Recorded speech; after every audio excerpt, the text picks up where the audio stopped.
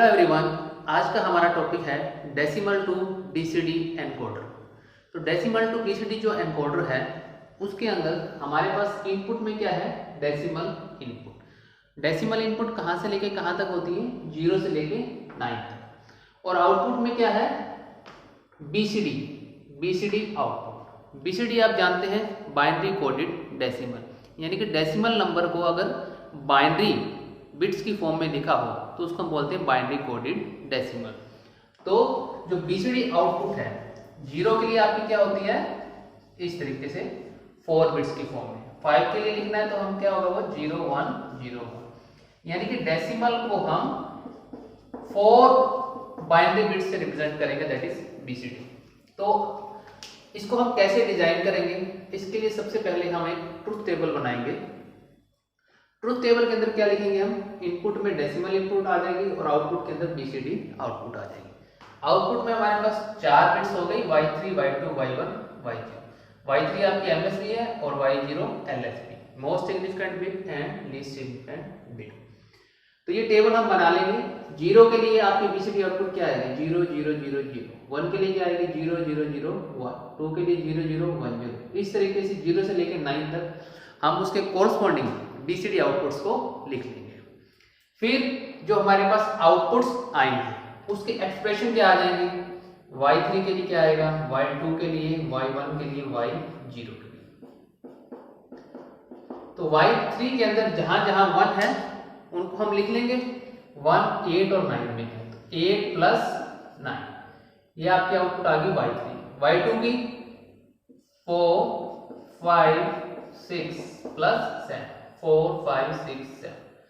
y1 की जहां जहां 1 है 2 प्लस 3 प्लस फिर क्या आ गया 6 प्लस 7। और y0 1 plus 3 plus 5 plus 7 plus 9। तो ये आपकी आउटपुट किसके लिए हो जाएंगी, y3 y2 y1 y0 in form of decimal inputs. Inputs की फॉर्म में ये आउटपुट्स हो जाएंगे। क्लियर है। अब डिजाइनिंग कैसे होएगी,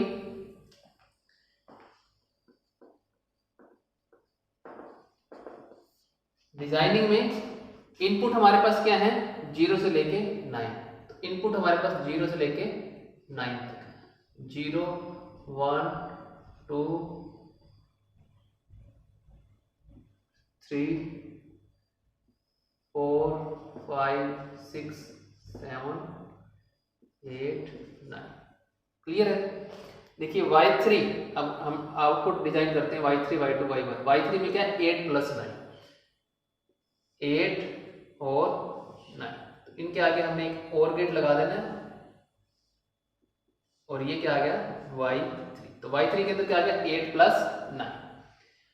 y2 के अंदर क्या 4 प्लस 5 प्लस 6 प्लस 7।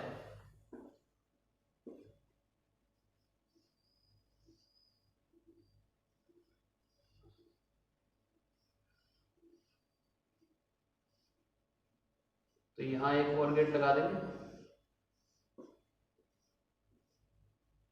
तो ये आ गया 4 प्लस 5 प्लस 6 प्लस 7, क्या हो गया y2। y1 क्या है 2 प्लस 3 प्लस 6 प्लस 7, 2 प्लस 3, ये y1 आ गया। और 6 प्लस 7, 6 को हम यहां से ले लेंगे,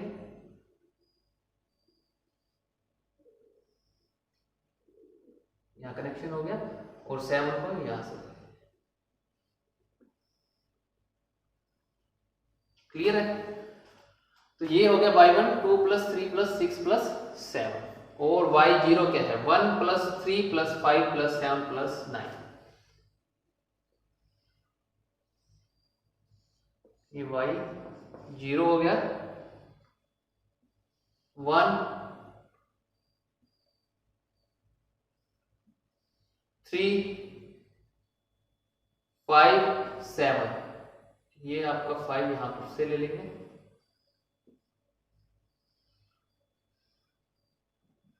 5 7 आपका यहां से ले लेंगे। 7 एंड 9 यहां से लेंगे।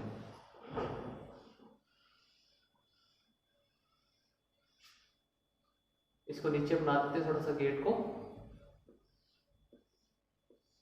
ये y 0 आ गया और इनको दोबारा से लिख देते हैं। तो ये आउटपुट्स आपकी कौन कौन सी होगी, 1, 3, 5, 7 एंड 9। तो इस तरीके से ये आपकी डिजाइनिंग हो जाएगी। तो इनपुट में हमारे पास क्या है, 0 से लेकर 9 तक डेसिमल नंबर, और आउटपुट में है y0, y1, y2, y3। तो ये हमारा हो गया decimal to BCD encoder. Clear है। इसके अंदर हमारे पास इनपुट्स क्या थी, डेसिमल इनपुट, और आउटपुट क्या थी, बीसीडी नंबर। और इसको हम 10 लाइन टू 4 लाइन एनकोडर भी बोलते हैं। जितनी इनपुट्स है और जितनी आउटपुट्स है वही इसका नाम हो जाता है। 10 इनपुट्स है 10 लाइन, 4 आउटपुट है 4 line. This is also called 10 line to 4 line encoder. Clear है।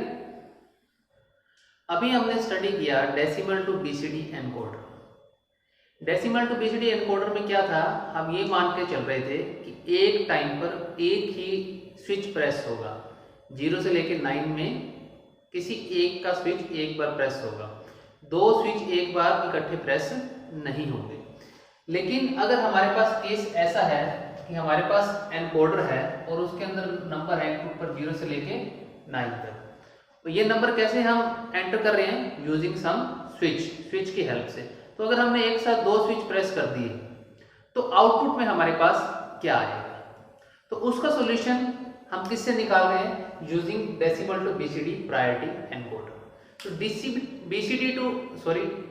Decimal to BCD priority encoder जो है वो क्या करता है, वो डिसाइड करता है प्रायोरिटी।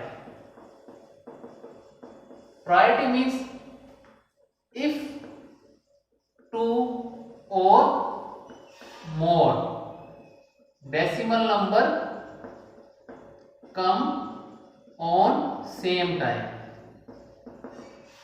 अगर 2 या 2 से ज्यादा डेसिमल नंबर सेम टाइम पर आ जाए आपके पास, तो आउटपुट पर क्या आएगा। सपोज करो हमारे पास एक टाइम में 8, 1, 3, 7 ये तीनों नंबर एक साथ आ गए, तो आउटपुट पर 1 की आउटपुट आएगी, 3 की आउटपुट आएगी या 7 की आउटपुट आएगी।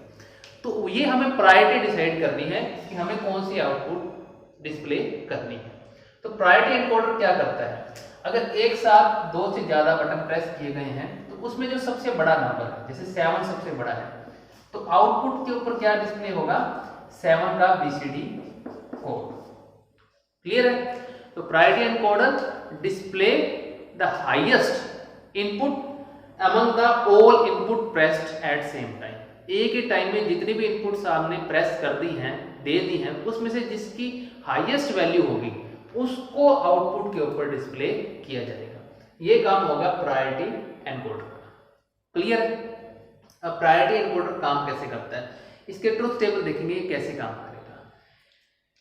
अभी हम क्या लेके चल रहे हैं, जो डेसिमल इनपुट्स हैं उसको एक्टिव हाई मान के चल रहे हैं, और जो बीसीडी आउटपुट्स हैं वो भी एक्टिव हाई है।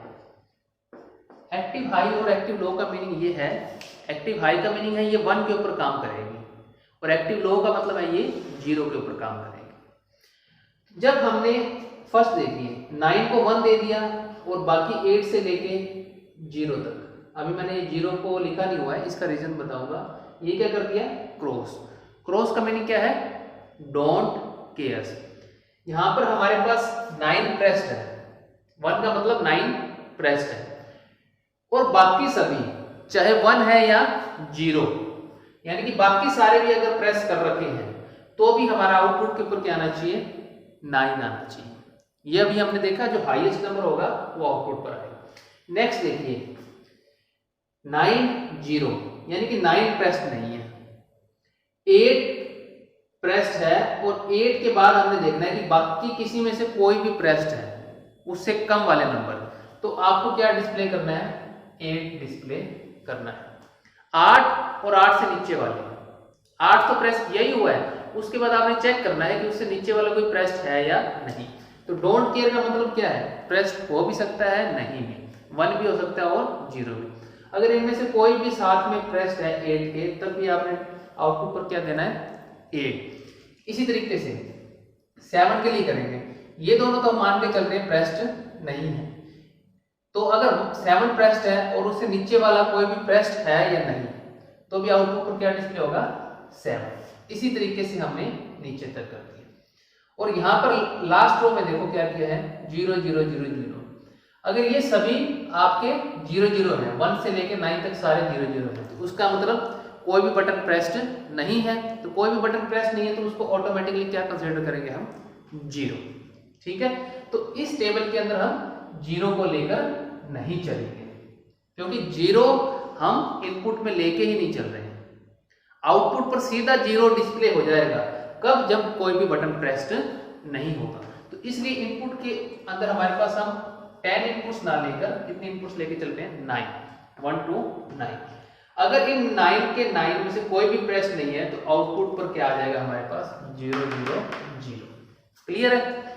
और इनमें से कोई भी 2 प्रेस्ड है तो वो इस टेबल के अकॉर्डिंग आएंगे। फॉर एग्जांपल हम लेते हैं, मान लो इसमें से 4 और 8 प्रेस किया एक साथ, तो सबसे पहले हम क्या देखेंगे 8 की रो देखेंगे। 8 में 1 प्रेस्ड है और इसके साथ क्या प्रेस्ड है 4। 1 जब यहां पर आ गया तो इसके बाद यहां पर 1 आए या 0 आए, आउटपुट पर क्या आएगा 8 1 0 0 0। क्लियर है? तो इस तरीके से ये टेबल आपकी बन जाएगी। अब इसकी जो डिजाइनिंग है वो काफी कॉम्प्लेक्स है कि हमें डिसीजन लेना पड़ेगा। यहाँ पर 1 0 आएगा तो हम आउटपुट पर ये डिस्प्ले करेंगे। तो इसके लिए हमारे पास इसकी जो डिजाइनिंग है वो हमने आईसी की हेल्प से की हुई है। इस आईसी का नाम है 7417, जो कि यूज हो रही है किसके लिए? Decimal to BCD priority encoding के लिए। अब ये जो आईसी है, यहाँ पर जो आउटपुट्स हमने ली है वो क्या ली है? एक्टिव हाई आउटपुट्स ली है। ये आईसी किस पे काम करेगी? एक्टिव लो इनपुट्स पर, और आउटपुट्स में क्या आएंगे इसकी? Active low outputs. क्लियर है? तो इसकी जो टेबल है वो इसकी जस्ट इनवर्ट होगी। ये 0 पे काम करेगा, ठीक है? ये भी 0 पे काम करेगा, ये भी 0 पे, ये भी 0 पे, 1 पे काम नहीं करेगा। क्लियर है? तो ये काम किस पे कर रहा है? एक्टिव लो पे। ये टेबल हमने बनाई है एक्टिव हाई के लिए। तो ये आईसी आप याद रखिए जो इसके लिए यूज हो रही है बीसीडी प्रायोरिटी एनकोडर के लिए। तो आज के लेक्चर में इतना ही। Thank you.